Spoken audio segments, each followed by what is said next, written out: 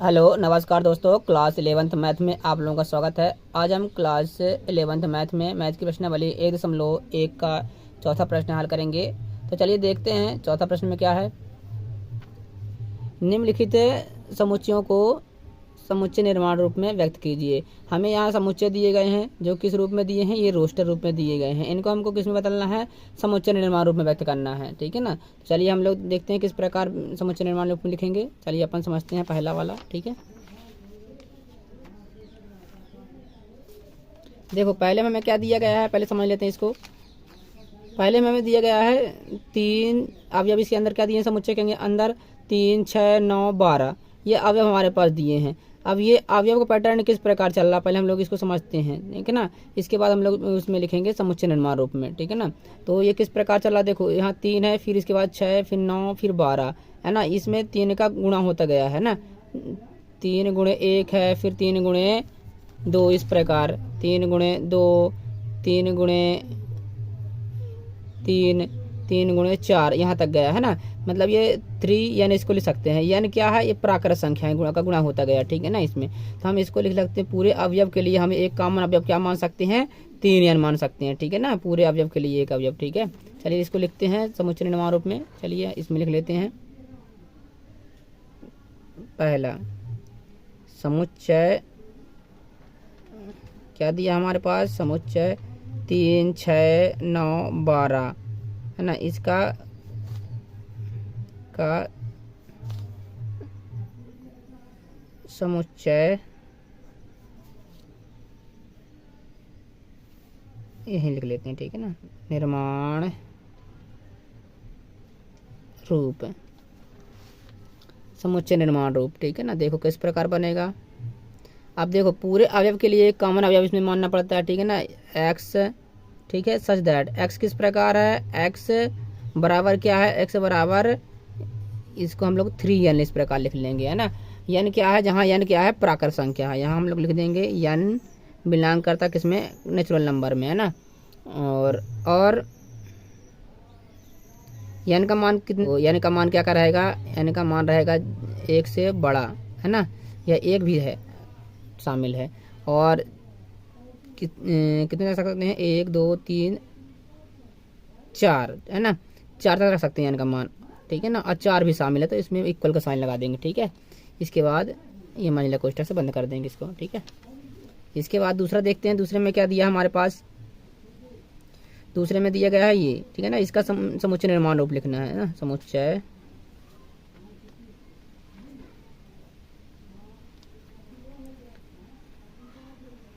दो, 4, 8, 16, 32 है ना का समुच्चय निर्माण रूप। ठीक है, देखो अब पूरे अवयव के लिए एक कॉमन अवयव मानना पड़ेगा। तो पहले हम लोग इसको समझते हैं कि इसका पैटर्न किस प्रकार चल रहा है ना। देखो 2, 4, 8 यानी 2 का क्या होता गया है, पहले 2 की घाते 1 था तो इसका मान कितना आएगा, 2 घाते 1 का मान 2 आ जाएगा। 2 की पावर करेंगे तो 4 आएगा। 2 की पावर 3 करेंगे तो कितना आ जाएगा, 8 आ जाएगा। 2 की पावर 4 करेंगे तो कितना आएगा, 16। और 2 की पावर 5 करेंगे तो 32 आएगा है ना। यानी हम लोग इसको क्या लिख सकते हैं, पूरे अवयव के लिए हम लोग एक कॉमन अवयव क्या मान सकते हैं, 2 की पावर में कुछ मानेंगे, 2 की पावर n मान लेते हैं। ठीक है ना।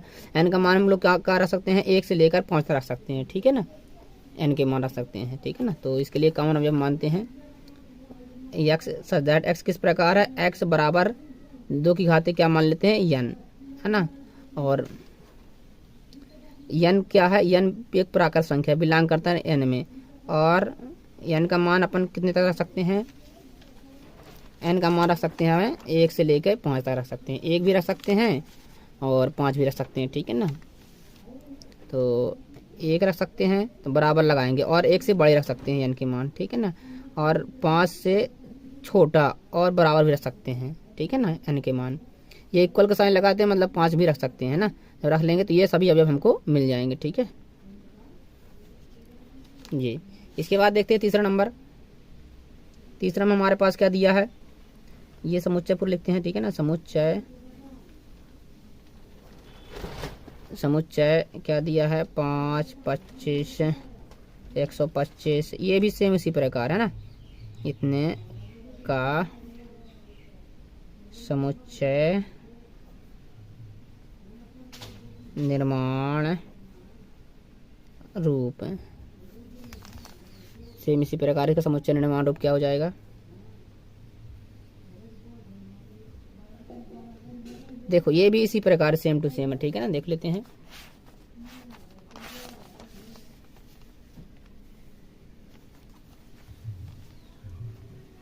देखो 5 की घात 1 करेंगे तो ये मिलेगा, 5 की घात 2 करेंगे 25 मिलेगा, सेम इसी प्रकार ये भी है ना, लेकिन इसमें 2 की जगह क्या कर दिया 5, ठीक है ना। तो इसमें भी इन सभी अवयव के लिए कॉमन अवयव क्या मान लेंगे, x सच दैट x किस प्रकार है, x बराबर 5 की घात क्या मान लें, n मान लें, ठीक है ना। और n का मान क्या हो सकता है, 1 रखेंगे, 2, 3 और 4 तक रख सकते हैं n का मान, ठीक है ना। और n किस में बिलोंग करता है, n बिलोंग करता है किसमें, प्राकृत संख्या में, ठीक है ना। और इस स्मॉल n का मान क्या है, या तो 1 हो सकता है या 1 से बड़ा, और कितने तक ले सकते हैं अपन लोग, n का मान ले सकते हैं 4 तक, ठीक है ना। देख लेते हैं, देखो 1 रखेंगे, 2 रखेंगे तो ये मिलेगा 3, और इसको रखेंगे तो 4 मिलेगा ना, मतलब अपन n के मान क्या कर ले सकते हैं, 4 तक ले सकते हैं, या 4 से फिर छोटा लेंगे, ठीक है, और मंझले कोष्ठक के अंदर रखेंगे, ठीक है। इसके बाद देखते हैं चौथा नंबर। चौथा नंबर में क्या है हमारे पास, समुच्चय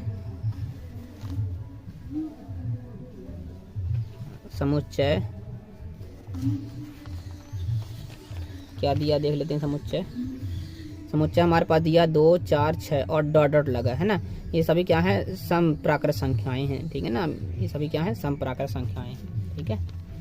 या इन सभी अवयव के लिए कॉमन अवयव मानेंगे x, ठीक है।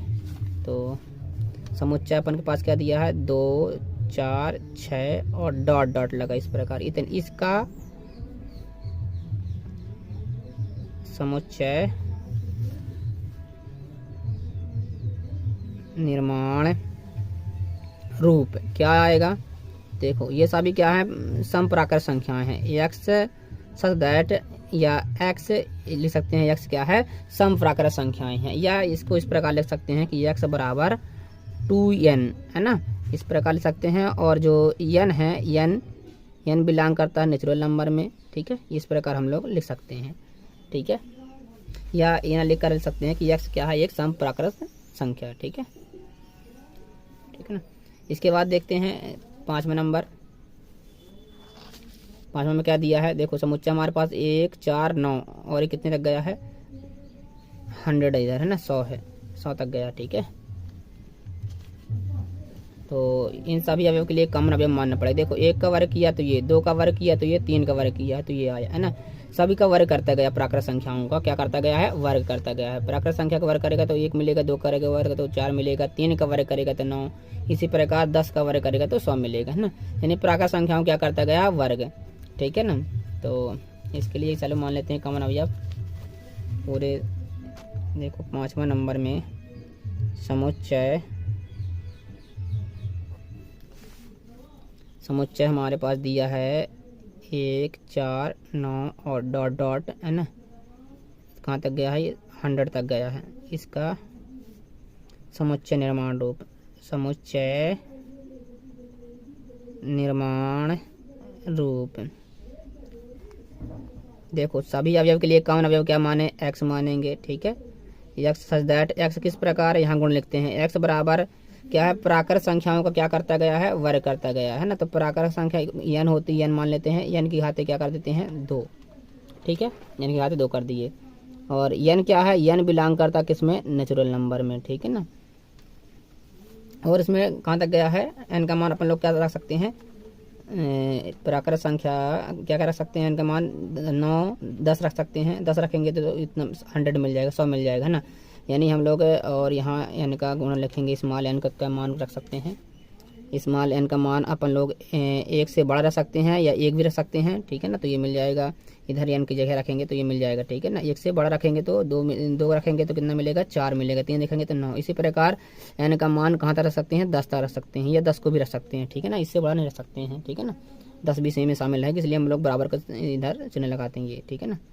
ये मंझले कोष्ठक के अंदर बंद कर देंगे, ठीक है। इसके बाद छठवां नंबर देखते हैं। छठवां भैया, छठवां में क्या दिया है? छठवां नहीं है, 5 ही तक था, है ना, 5 प्रश्न तक था, ठीक है ना। इसके बाद हम लोग देखते हैं 5वां वाला प्रश्न क्या है। 5वां में क्या दिया हमारे पास? निम्नलिखित समुच्चयों के सभी अवयवों सदस्यों को सूचीबद्ध कीजिए। सूचीबद्ध कीजिए मतलब सूचीबद्ध रूप में लिखना है, मतलब रोस्टर रूप में लिखना है। सूचीबद्ध रोस्टर रूप को ही बोला जाता है, ठीक है ना। तो चलिए अपन लिख लेते हैं पहले नंबर का, 5वां का पहला, ठीक है ना। यहाँ लिखते हैं प्रश्न 5 के हल करना है, प्रश्न 5 का हल करेंगे, ठीक है ना। ये प्रश्न किस कौन से थे? ये प्रश्न 4 का था, जितने भी थे प्रश्न क्रमांक 4 का, ठीक है, ये सभी हल थे, ठीक है ना। अब इसके बाद ये 5 के हो गए, ठीक है ना। इधर हम लोग 5 के हल करते हैं। 5 में पहला नंबर में क्या दिया है देख लेते हैं। हमारे पास समुच्चय दिया है, ये किस रूप में दिया है? समुच्चय निर्माण रूप में दिया है, तो इसको हम लोग किस में बदलना है? रोस्टर रूप में। रोस्टर रूप को ही सूचीबद्ध रूप कहा जाता है, ठीक है ना। तो चलिए देख लेते हैं क्या है। समुच्चय क्या दिया है? ए बराबर एक्स सच दैट एक्स विषम प्राकृत संख्या है ना। विषम प्राकृत संख्याएं हमको इसमें लेना है ना। अब ऐसा भी लेना जो विषम प्राकृत संख्याएं हो। चलिए लिख लेते हैं समुच्चय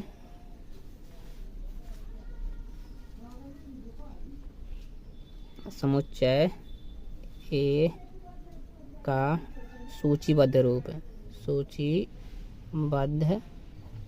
सूचीबद्ध रूप या रोस्टर रूप, बात एक ही है ना। अब देखो इसमें क्या लेना है?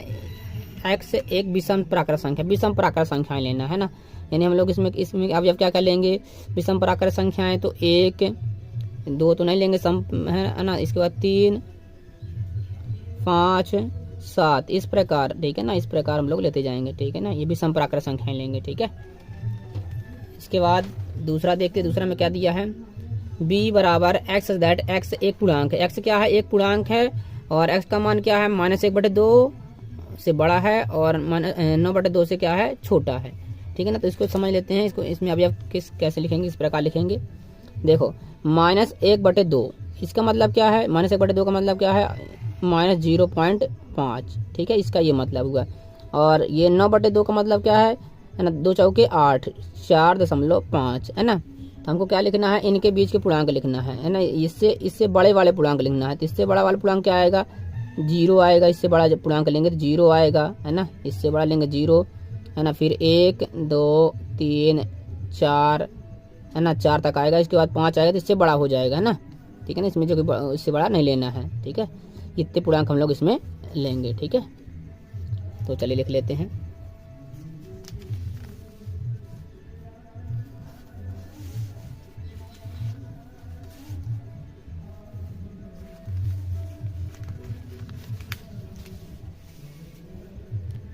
दूसरा नंबर है समुच्चय B का सूचीबद्ध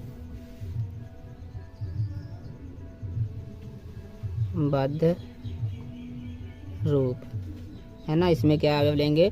-1/2 से बड़ा, तो पूर्णांक लेंगे तो क्या आएगा? 0 आएगा। और 1 2 3 4 तक लेंगे ना, 5 नहीं ले सकते हैं, ठीक है ना। और इसके बाद मंझले कोष्ठक के अंदर रख देंगे, ठीक है। इसके बाद देखते हैं तीसरा नंबर में क्या दिया हमारे पास?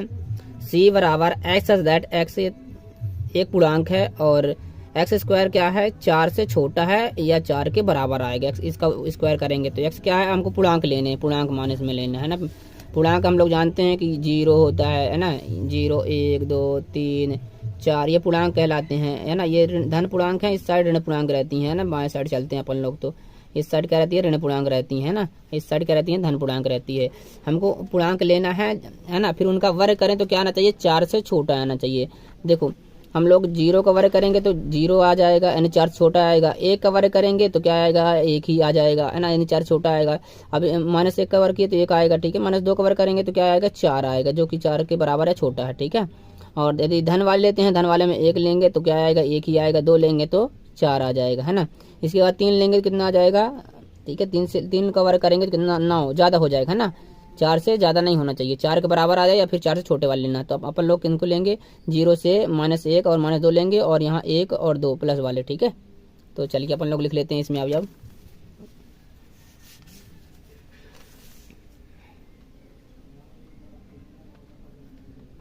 समुच्चय सी का सूचीबद्ध रूप, है ना। इसमें क्या कर लेंगे, -2 -1 0 1 2, है ना। इनका वर्ग करेंगे तो 4 से छोटा आएगा या 4 के बराबर आएगा, ठीक है। इसके बाद देखते हैं चौथे नंबर में क्या दिया है। डी बराबर x such that x loyal शब्द का एक अक्षर है। लोयल शब्द का क्या है, एक अक्षर है ना। तो इसमें अक्षरों को बनाना है, ठीक है ना। अब जब इसमें अक्षर रहेंगे तो चलिए लिख लेते हैं। चौथा नंबर में है समुच्चय डी का सूचीबद्ध रूप। सूचीबद्ध रूप बोलो या रोस्टर रूप बोलो, ठीक है, ये कई बात है। इसको सारणीबद्ध रूप भी बोलते हैं, ठीक है। अब इसमें लोयल शब्द है तो एल रहेगा, इसमें अवयव LOYA, दो बड़ा एल इसमें नहीं लेंगे, ठीक है, इतना ही रहेगा अवयव इसमें, ठीक है। इसके बाद 5वां नंबर देखते हैं। 5वां में क्या दिया है। ई बराबर एक्स सच दैट एक्स वर्ष का एक ऐसा महीना है जिसमें 31 दिन नहीं होते हैं। अब कौन कौन से महीने जिसमें 31 दिन नहीं होते हैं उनको अपन लोग इसमें लिखेंगे, ठीक है ना। तो चलिए लिखते हैं, देखते हैं। 5वां नंबर है समुच्चय ई का सूचीबद्ध रूप। देखो, एक तो पहला महीना है फरवरी, फरवरी जो कि 28 या 29 दिन की होती है, ठीक है ना। फरवरी। इसके बाद हम अपन को 31 दिन के पहले वाले 31 दिन वाला नहीं लेना है ना। तो फरवरी के बाद जनवरी, फरवरी, मार्च, अप्रैल। इसके बाद अप्रैल में क्या होते हैं, 30 दिन होते हैं ना, 31 से कम होते हैं, ठीक है ना। 30 दिन अप्रैल में होते तो अप्रैल लिख लेंगे, अप्रैल। फिर जून और सितंबर आता है, यहीं लिख लेते हैं अपन लोग, ठीक है ना। सितंबर आता है, ये सितंबर और नवंबर 4 महीने आते हैं जो 30 दिन के होते हैं, ठीक है ना। नवंबर 31 दिन के महीने नहीं होते हैं, ठीक है ना। और ये 28 या 29 दिन की फरवरी होती है, ठीक है। ये अपन ये हो गए इसके अवयव, ठीक है। इसके बाद 6वां नंबर देखते हैं, ठीक है।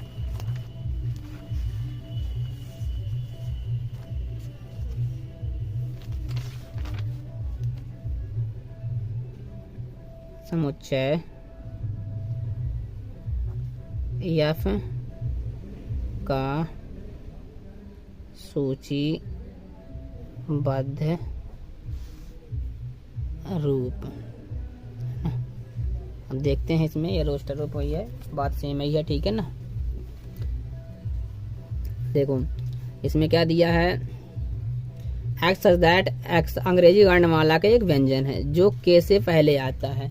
एक व्यंजन है और के से पहले आता है ना, तो इसमें व्यंजन अब लेंगे। अभी आप देखो, ए तो क्या है, स्वर है, इन्हें लेंगे, बी लेंगे, ठीक है ना। ए बी सी डी इन्हें लेंगे क्योंकि ये स्वर है, ई स्वर है, A B C D E F G H I नहीं लेंगे क्योंकि स्वर है, आई जे के से पहले वाले लेना है ना, के को भी नहीं लेना। ये इतने अब इसमें आएंगे, ठीक है। इसके बाद आप देखते हैं प्रश्न 6वां नंबर में क्या है हमें दिया है, देख लेते हैं। प्रश्न क्रमांक 6, ठीक है। इसके हाल हम लोग देखेंगे।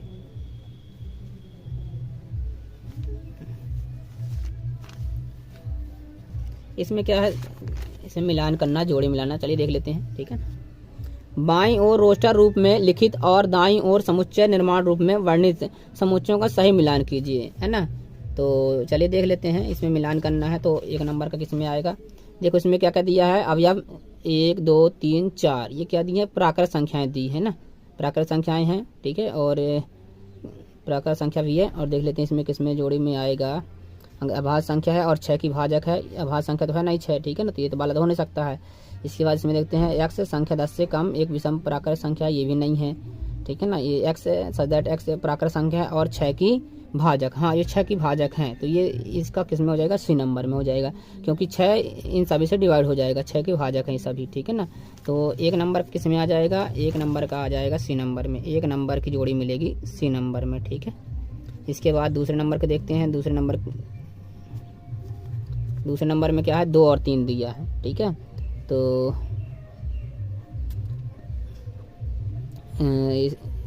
एक्स सच दैट एक्स एक अभाज्य संख्या है, ये अभाज्य संख्या दोनों और 6 की भाजक हैं, ठीक है ना। तो ये वाला इसमें आ जाएगा किसमें, ए नंबर में, है ना, ए नंबर में आ जाएगा। देखो ये 6 के भाजक भी हैं और अभाज्य संख्या है, तो ये वाला इसमें आ जाएगा, ठीक है।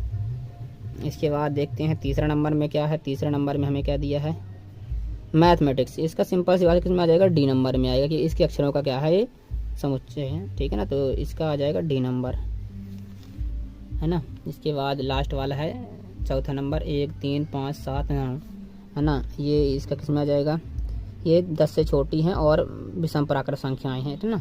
ये आ जाएगा बी नंबर, चौथा का आ जाएगा बी नंबर, ठीक है।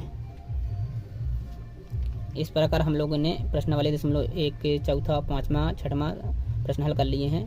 तो इस प्रकार प्रश्नावली 1 समाप्त होती है, ठीक है। इसके बाद हम लोग अगली वीडियो में प्रश्नावली 2 के बारे में पढ़ेंगे, ठीक है ना, 2 हल करेंगे, ठीक है। आप लोग इसे वीडियो रोक करके शुरू से लिख सकते हैं, ठीक है ना, यहाँ से, ठीक है। ये यहाँ से इसको पूरा लिख सकते हैं, ठीक है ना, अपनी कॉपी में नोट कर सकते हैं, ठीक है। फिर इसके बाद ये रहा, ठीक है। और वीडियो को लाइक सब्सक्राइब जरूर करें दोस्तों, धन्यवाद।